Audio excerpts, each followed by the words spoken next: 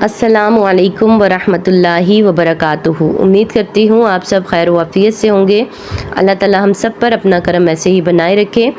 आज आपको मैं बहुत ही ख़ास लफ्ज़ के बारे में बताने आई हूँ। इस वीडियो को फुल वॉच कीजिए। अगर आपने चैनल को सब्सक्राइब नहीं किया तो उसको भी सब्सक्राइब कर लीजिए ताकि हर नोटिफिकेशन आपको मिलता रहे वीडियोस का।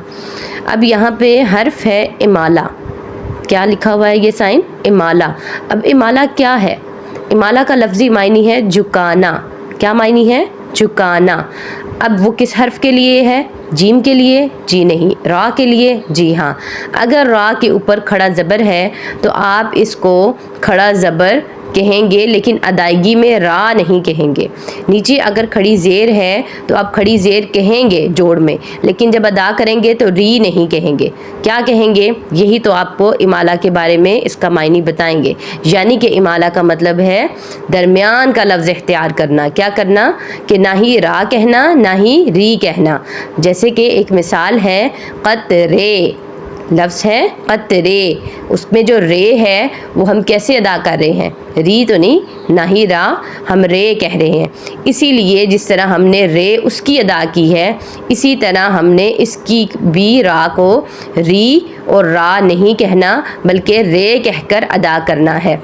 कैसे कहेंगे? रे। अब जब अदा करेंगे तो रे कहेंगे। क्या कहेंगे? ये कुरान पाक में एक ही बार आया है, सूरत हूद में आयत नंबर 41 में।